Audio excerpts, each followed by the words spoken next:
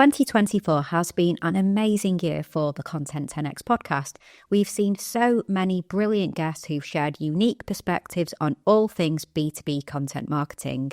There's been no shortage of valuable insights, practical tips, and even a few light bulb moments along the way. So in this special episode, we'll be looking back at some of our favourite moments from our guest episodes. So whether you've been with us all year or you're tuning in for the first time, you're in for a treat. Let's dive in.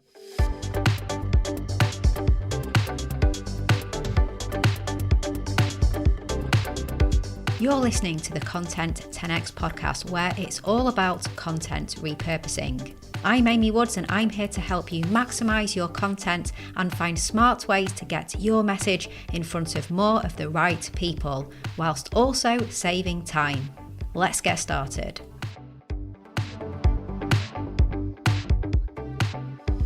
Hello and welcome to the Content 10X podcast. I'm your host, Amy Woods, and today we're doing something a little different. We're wrapping up 2024 by reflecting on some of the standout moments that made this year so memorable for the podcast. If you listen to the show regularly, you'll know that it's a mix of short, solo-hosted episodes with yours truly, where I share thoughts, ideas, and useful tips and advice on specific aspects of B2B content marketing and specifically content repurposing, and I invite fantastic guests onto the podcast as well.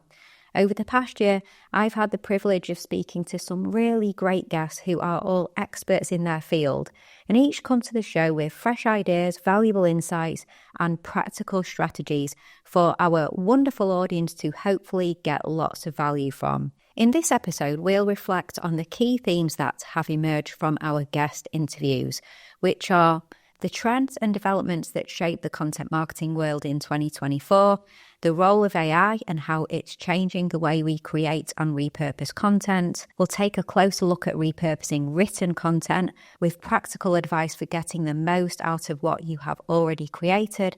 And finally, we'll round off with actionable B2B repurposing strategies that can help maximize your reach and impact. I'm super excited to take you through this highlights episode, our special episode for the end of 2024. Before I get to the main content, just to mention, if you want content repurposing tips and guidance, industry updates, inspiring stories, and exclusive news delivered straight to your inbox every other week, then join thousands of marketers, business owners, and creators and become a Content 10X insider. Head to content10x.com/newsletter. So let's kick off by talking about some of the key developments we've seen in content marketing this year. It's been fascinating to see how marketers are adapting to new platforms and tools, AI, and new ways of reaching their audiences. One guest who provided a really unique perspective was Amanda Natividad, VP of Marketing at Spark Toro. In episode 308, The Changing Face of Marketing, Amanda shared some fascinating insights into the concept of dark social and how platforms like Slack play a role in hiding referral traffic. Here's what Amanda had to say. More recently, we've done things like understanding dark social. There are whole platforms that are essentially hiding, in its entirety, hiding the referral string to referral traffic. And for instance, TikTok, WhatsApp, Discord, Mastodon, Slack, 100% of that referral traffic is hidden, meaning it's marked as direct traffic. I'm not saying there's a conspiracy or they're bad. It's not that. You could understand, for instance, Slack isn't a traditional social media network, right? Slack isn't the same as Facebook. It's not. However, it's a social networking tool in the sense that's where you drive online conversations.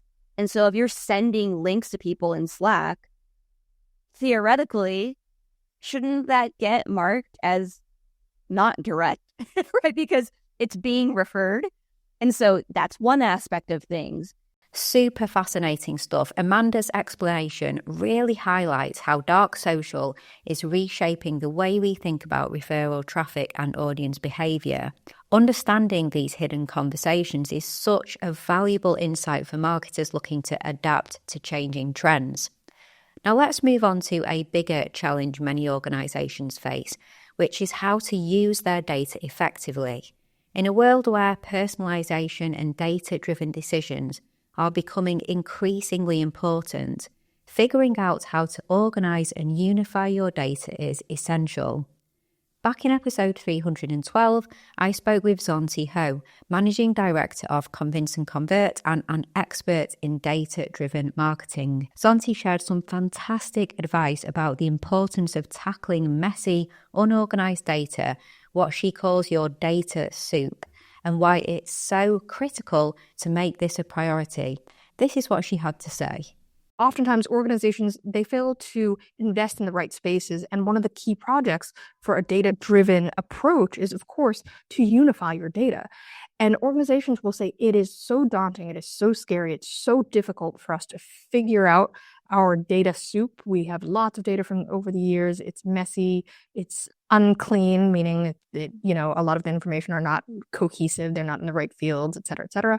We're just going to look the other way. But quite frankly, that's like the equivalent of a person who has been hoarding for years in their house, and they say, you know what, I can't clean the house because it's just too far gone.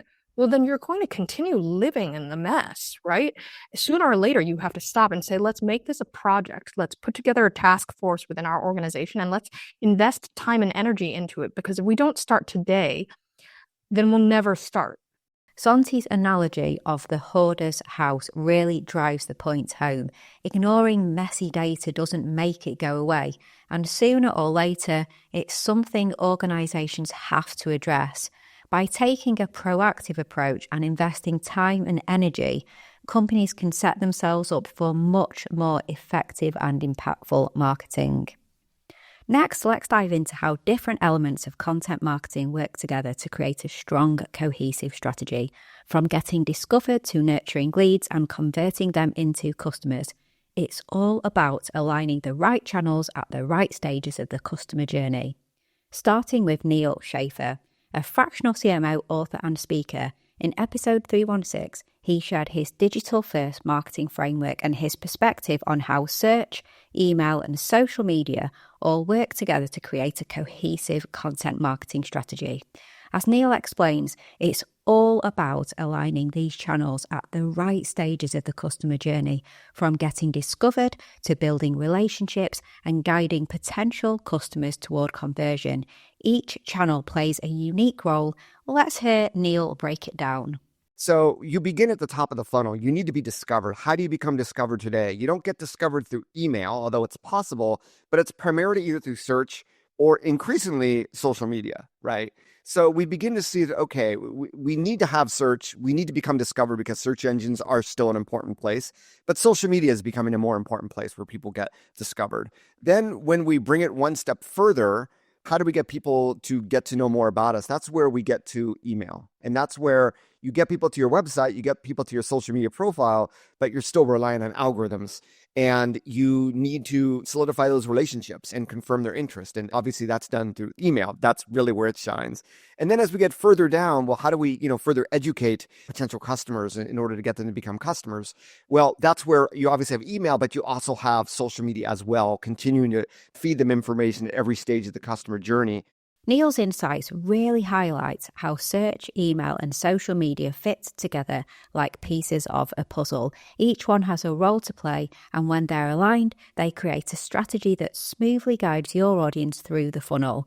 I really loved this discussion with Neil, and in episode 317 of the podcast, following on from the discussion with Neil, I recorded a solo episode on how content repurposing can help you win at search, email, and social, so go check that out. Now let's turn our attention to one of the hottest topics of 2024, AI.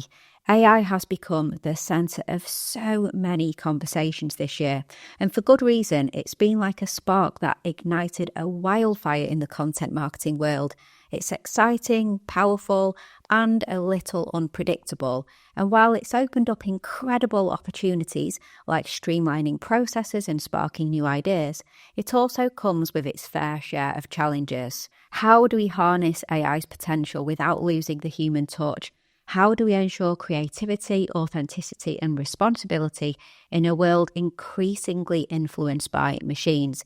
It's a topic we could talk about for hours, and we've actually explored these ideas not just on the podcast, but also through our blog posts this year as well. From navigating the debate of AI versus human writing to finding ways to use AI responsibly and effectively, you'll find links to all of these blog posts in the show notes if you want to dive deeper into the topics. For this episode, we'll hear from 3 insightful guests who shared their perspectives on how AI is transforming the way we approach B2B content marketing. So let's start with Christopher Penn, co-founder and chief data analyst at Trust Insights. In episode 310, Christopher shared how generative AI models rely on probabilities and what that means for marketers aiming to stand out. The way these models work is they invoke probabilities. So if I talk about content marketing, it's not going to try and pull all the content references from its statistical database. It's going to pull the ones that are statistically most probable to be related to that. And that means that if I have done a good job of creating ridiculous amounts of high quality content, like hundreds of YouTube videos and hundreds of newsletters and hundreds of books and publications and white papers and so on and so forth, then in these databases, I probably have a statistically strong relationship with that term or concept. And so that's how these things work, which means that you as a marketer want your company or your brand or even your name to be associated with stuff. You have to have the most best content about that. Christopher's explanation is a real eye-opener. The idea that AI models prioritize probabilities means it's not just about creating good content, it's about creating the best content. To dominate in an AI-driven world, marketers need to produce a wealth of high-quality, authoritative content that builds strong associations with their key topics. It's all about building a digital reputation. The more robust and consistent your content portfolio, the more likely it is AI will associate you and your brand with your area of expertise. Up next, we'll hear from Ian Anderson-Gray. Ian is the founder of the Confident Live Marketing Academy and a long-time friend of me personally and of Content 10X. And in episode 314, Ian shared his thoughts on how AI and human creativity can coexist and why authentic human content still holds a vital place in content marketing. I think when you're actually interacting with the audience and you're interacting with the guest and you're having a conversation and things go wrong as well, which generally tend to happen when you do live video, I think we're going to see more of that, where people are going to want to go back to a little bit more of that human side of things. We're going to want not so much of the perfect content that AI, well, not that it is perfect, it's going to get things wrong, but there's more of that human side of things. So I'm excited about that. I think AI has its place, AI-generated content has its place, but I think we're going to want a little bit more raw, authentic human content too. We already had content shock quite a few years ago. You kind of wonder, are people just going to give up? Because there's just so much content now. I think we need to use all of these tools to help us to become more human, to help us to become more creative. I do use it automated for functional content, but for the other content, I use it in the process to help me with ideas and help me with my creativity and actually help me to become more human. Ian makes such a great point here. While AI can help us streamline and scale our content, there's something irreplaceable about that raw human connection. As marketers, we have to ask ourselves, are we leaning too heavily on AI or are we finding the right balance? Ian's observation about audiences wanting more raw, authentic content really resonates. It's a reminder that while AI-generated content can be useful, it's not a substitute for the creativity, emotion, and connection that comes from human-led content. And sometimes those imperfections are exactly what makes content feel real and relatable. The episode with Ian, How to Use AI While Still Sounding Human, really is packed with fantastic insights about finding that balance. So if you missed it, it's definitely worth going back and giving it a listen. Let's move on to our final guest on the topic of AI. We have Mike Alton, Chief Storyteller at Agorapulse. In our previous episode 318, Mike shared how he uses AI in storytelling and content creation, including a unique approach to powering a LinkedIn newsletter. I use AI to power a LinkedIn newsletter. So every week I feed the most recent podcast that I published into ChatGPT, and it creates a LinkedIn newsletter for me. And I even gave it the character of Clue, CLU from Trog. And so it's creating the summary and pulling out pull quotes from the guest and talking about this is what this episode was about. And then I publish that as a LinkedIn newsletter. And I say from the outset, Clue, my artificial intelligence assistant, wrote this, and it's signed off, Clue and Mike Alton, because I read it, I make sure it's okay, but it's 100% AI generated. And what's interesting is the power of LinkedIn newsletters. It's got 2,000 subscribers. So thousands of people, they're okay with seeing that AI generated summary, presumably because I was upfront from the beginning. So this is going to be an AI generated summary every week of the past week's podcast. Mike's approach is such a brilliant example of how being upfront about using AI can actually make people trust you more.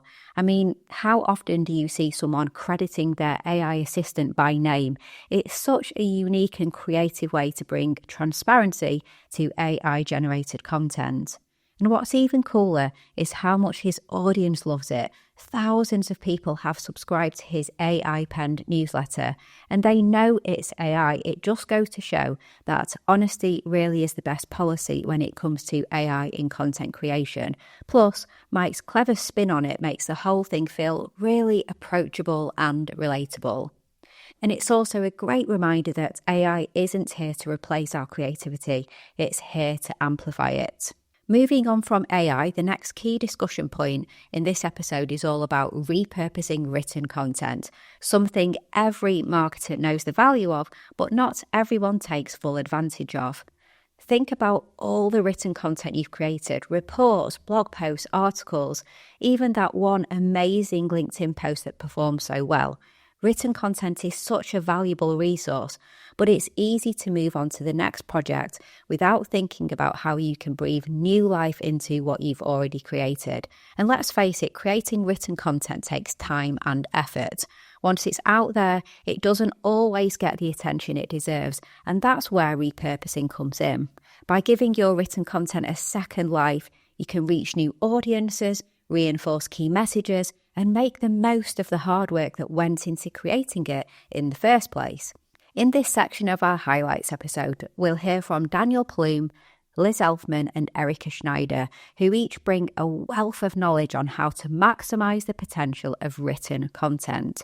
So starting with Daniel Plume, a content marketing strategist who joined us in episode 297, he shared some fantastic advice on how to approach repurposing written content by thinking holistically about the funnel, the top, the middle and the bottom. What can we take away and create a separate body of content? What can we expand upon? Because, like I said, there's a lot of educational content in there, which might make more sense further up the funnel. So absolutely, that becomes blogs, or it could become a sort of SlideShare, carousel, whatever that may be, but it moves further up the funnel, really identifying opportunities and follow-up ideas. So thinking holistically from top, middle and bottom of funnel. This approach really shows the value of thinking strategically about your content. Instead of just creating one big piece and moving on, it's about asking, what else can I do with this? How can you break it down, highlight the key points, and make it work for different parts of your audience's journey? As Daniel mentioned, you could take educational content from a report and repurpose it into a blog post or a carousel for social media, content that works great for the top of the funnel. And then you could dive deeper into more specific insights for those further down the funnel. It's not just about reusing content, it's about reshaping it to meet your audience where they are and keeping your message relevant and impactful. In episode 299, Liz Elfman joined us for a great chat about how she repurposed a year's worth of LinkedIn posts into an ebook. She is the Director of Content Marketing at DataWorld, and she had some excellent advice on how to use engagement and conversations as a guide for repurposing content. look to user-generated content. So look to the engagement, look where you see those conversations happening, and then use that as a springboard to grow the content further. Like in this case, if you're trying to grow a small piece of content into a larger one, look at the conversations that are happening to help you develop those themes. Or maybe even in the LinkedIn comments, there's a really good quote. Let's pull out that quote and put that in an ebook and expand on that theme. So I think wherever there's conversation happening, wherever you see people are paying attention and their interest is piqued, just kind of amplify that and grow that to the max that you can. Liz's perspective really makes you think differently about repurposing. She shows us how your audience is always giving you the answers. They're telling you what matters to them, and looking at where those conversations are happening can be a goldmine for inspiration for content. It makes perfect sense when you think about it. If a particular LinkedIn post sparks engagement and a discussion, then why not build on it?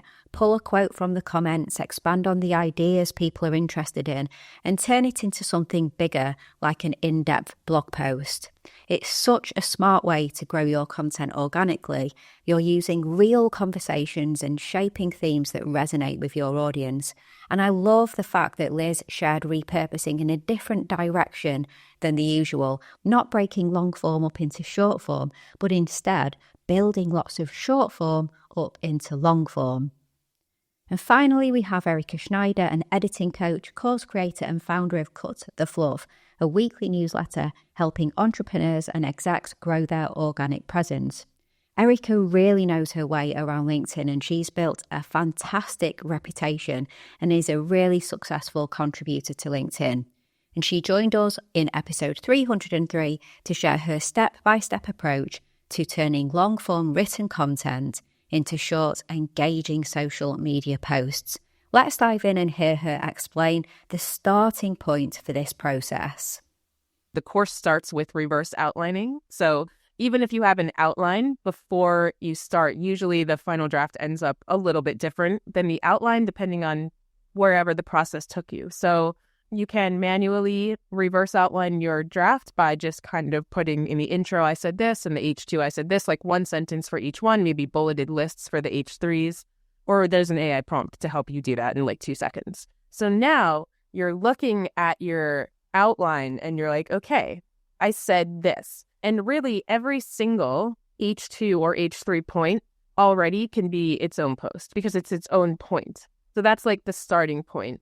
From there, you want to look at the face value themes. So from the big picture, what was the goal of this? What's the premise? Why does this piece exist in the world? And simply by answering those questions in a few sentences or using an AI prompt, those already give you some ideas that you can go deeper into. I love Erica's reverse outlining method. It's such a clever approach. It's amazing how something as simple as breaking down your headings and subheadings can give you so many new ideas for posts. Instead of feeling overwhelmed by the thought of repurposing, you can start to see your content as a collection of smaller, self-contained points, each with its own potential. And what I really like about this process is that it makes you step back and think about the purpose of your content. Why does it exist? What's the big idea behind it? Once you know that, it's so much easier to create fresh, engaging pieces that still tie back to the original message. So here we are, our final theme of this Highlights podcast. If you've made it this far, then thank you for sticking with me. I hope you're enjoying the highlights so far, because we're closing things out with a topic that's truly close to our hearts here at Content 10X. You've probably guessed it, it's content repurposing. Now, as a content repurposing agency, we live and breathe this every day. We help our clients squeeze every last drop of value out of their content. Whether it's reworking a white paper, a webinar, or a podcast like this, we know that repurposing isn't just a marketing buzzword. For B2B marketers, it's a must-have strategy to stay efficient, consistent, and impactful in a competitive world. This theme also ties to our B2B expert mini-series that we had on the podcast, where we spoke with incredible marketing leaders about their content repurposing strategies, tips, and advice. From their favourite types of content to repurpose to their biggest eye rolls and misconceptions when it comes to content repurposing. To kick off the final part of this episode, we have Ashley Foss, Head of Lifestyle Marketing at Atlassian. Ashley shared her thoughts on why high-value content like research reports and guides should always be repurposed.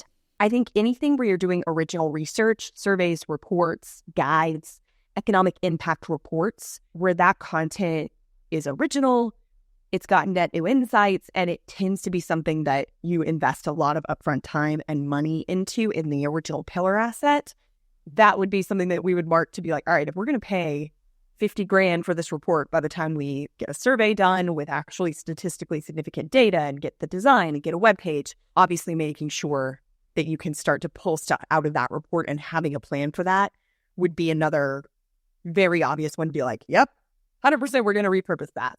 Ashley's point is spot on. When you've invested so much time, effort and budget into creating a pillar piece of content like a report or a guide, it just makes sense to get as much value from it as possible. So why stop at one use when you can pull out stats, quotes and key insights to create a whole suite of additional content? And what's great about Ashley's approach is the emphasis on planning ahead. If you know from the start that a piece will be repurposed, you can set yourself up for success by designing it in a way that makes slicing and dicing really easy. Following on, we have the amazing Jess Cook, who is Head of Content and Comms at Island. She joined us in episode 302 and shared some fascinating insights on how the repurposed content can outperform the original piece of content. Let's hear how Jess measures the impact of her repurposing efforts. One of the big things is I like to compare it to the core piece of content that it came from. And what kind of reach, what kind of conversion rate did that core piece have? And then what kind of reach and impact on the business did all of the repurposed content have? And I usually find that the repurposed content works harder than the original piece, which seems counterintuitive, but I think the fact that it's shorter, it's bite-sized, you're getting people, again, to those really distilled, powerful nuggets of information and insights, that draws people in. And typically you'll get more people to see that. You'll get more people to want to learn more from that than you will a really big piece of content. And maybe you're driving them to that big piece of content. But usually on the whole, I will see that we get 12, 15, 20, sometimes 30x just reach on a repurposed piece of content that can then bring them into our world and get them to know more. I love Jess's perspective here. It flips the usual way of thinking on its head.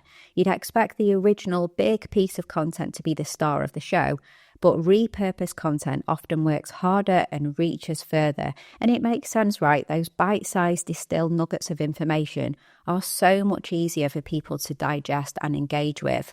What's even more impressive is the numbers Jess shared, sometimes seeing 20 or even 30 times the reach from the repurposed content compared to the original piece. That's not just a bonus, that's a strategy in itself. Now we're on to the last clip, and to wrap up this theme, let's take a moment to think about the reality of B2B marketing today. It often feels like it's never ending. The to-do list just keeps going on and on. New product launches, landing pages, webinars, emails. The pressure to keep shipping content can leave little room to pause and think strategically about how to get the most from what you've already created. And that's where content repurposing comes in, and who better to tackle this topic than Chris Hutchins, Director of Content Strategy at 6 Sense. In episode 305, Chris shared why it's so important to step back from the daily grind to identify opportunities for spin-off content and repurposing.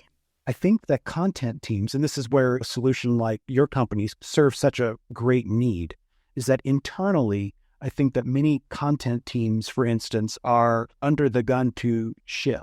We have to do the next thing, and there's a new product that we got to do. I got to write emails, and I got to write the freaking landing page for the hateful webinar.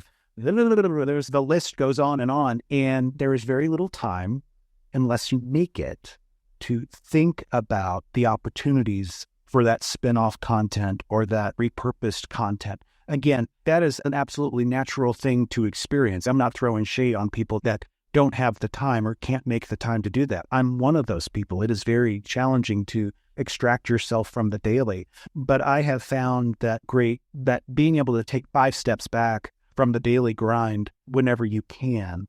Chris really hits the nail on the head here. The constant hustle of B2B marketing makes it hard to carve out time for repurposing.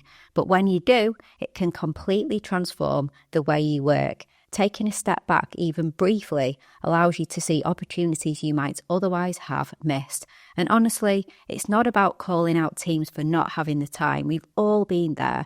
It's about realizing that repurposing doesn't have to be this big, daunting, extra task. It's about working smarter, making the most of what you've already created, and giving your content the second or third or fourth, fifth, sixth, whatever it is, life it deserves. So there you have it, a look back at some of the most insightful and inspiring moments from our guest episodes on the Content 10X podcast this year. From key developments in content marketing to the role of AI, and from making the most of your written content to repurposing strategies, it's been an incredible journey. If you've enjoyed this episode, don't forget to check out our blog at content10x.com for even more tips, insights, and ideas to help you maximize your content strategy. And as always, this episode comes to you from Content 10x. We're the world's leading content repurposing agency.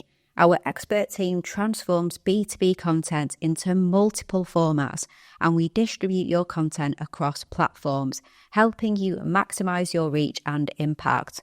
Whether it's videos, podcasts, blog posts, events, white papers, reports, we take care of your content and turn it into an array of really high quality, engaging assets that will resonate and connect with your audience. So if you want to learn more, then head to content10x.com or drop us an email at info@content10x.com. All that's left to say is thank you so much for listening, and I'll catch you in the next one.